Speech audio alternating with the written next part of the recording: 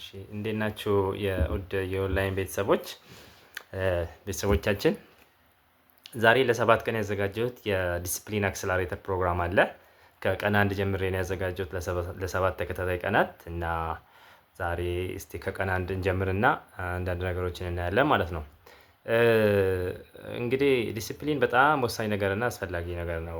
ዲሲፕሊን ከሌለን ውጤታማ አንሆንም። በምንም አይነት ሙያ ላይ ያለ ዲሲፕሊን ምንም አይነት ነገር ሰክሰስፉል መሆን አንችልም። ስለዚህ ስኪሉን በደንብ አድርገን ለማዳበር ዲሲፕሊን ያስፈልገናል። ማቋረጥ የለብንም። አንድ ነገር ከጀመርን መጨረስ ነው ያለብን እና ያንን ነገር ደግሞ እንዳናደርግ የሚያደርገን የዲሲፕሊን ጉድለት ነው። ስለዚህ ዲሲፕሊን በጣም መሰረታዊና አስፈላጊ ነገር ነው። እና የቀን አንድ ርዕሱን የእውነተኛ ፈቃደኝነት መሰረት ብየዋለሁ። የማነቃቃት ቅዠት ወይ ደግሞ ዘ ሞቲቬሽን ኢሉዥን የሚሉት መጀመሪያ ለመጀመር ስሜት እስኪመጣ መጠበቅ ማቆም አለባችሁ። ማነቃቃት ሞቲቬሽን የባዮሎጂ ማታለያ ነው። መነቃቃት የሚመጣና የሚሄድ የዶፓሚን ስሜት ነው። በሚያስፈልግበት ጊዜ መጥቶ ስራው ጠንከር ሲል በሚያስፈልግበት ጊዜ መጥቶ ስራው ጠንከር ሲል ወዲያው ይጠፋል። እውነተኛ ዲሲፕሊን ያለምንም ስሜትና መነቃቃት እንዲሰራ ተደርጎ የተነደፈ ነው። ጠረጴዛን አጽድተህ ተቀምጠህ አእምሮ እረፍት እየለመነ ኮድ ስታደርግ ወይም ስትጽፍ ያን ጊዜ ነው እውነተኛ ጥንካሬ የሚገነባው።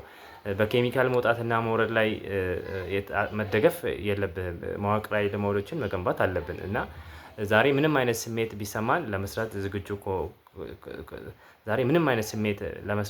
ዝግጁ ከሆናችሁ እስቲ 100% ኮመንት ላይ ጻፉልኝ 100 ብላችሁ እና ምንድነው?